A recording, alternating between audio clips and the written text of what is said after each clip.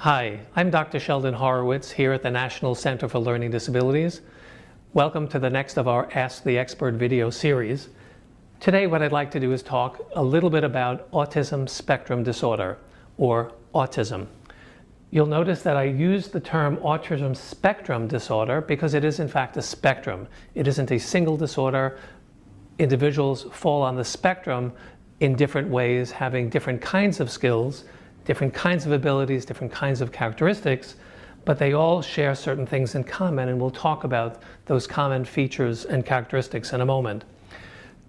When we talk about autism, we often talk about pervasive developmental disorder, PDD, also referred to as PDD-NOS, or not otherwise specified. We talk about Asperger's syndrome, sometimes referred to as high-functioning autism, and we talk about childhood disintegrative disability or disorder. So what are some of the characteristic features, predominant features of autism?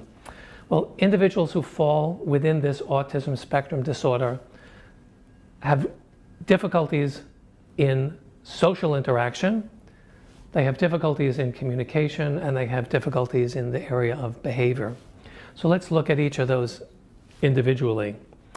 In the social interaction area, individuals with autism have great difficulty maintaining and establishing eye contact.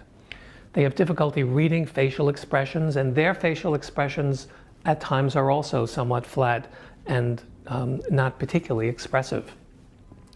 They have difficulties with body posture, knowing how to move their body or moving their body in ways that endear them socially with their peers. They have difficulty with emotional signals, knowing when emotions are triggering certain kinds of responses or being aware of their own emotional status. They have difficulty in the area of reciprocity. That's the give and take that you experience when you're in social situations with others. Those who have autism also seem not to have a shared interest in or enjoyment with others. So their experience is a very personal, introspective, solo kind of enjoyment that they take in the kinds of ways that they behave socially. They are not at all tuned into or have difficulty tuning into the achievements of others. They have difficulty understanding other people's feelings.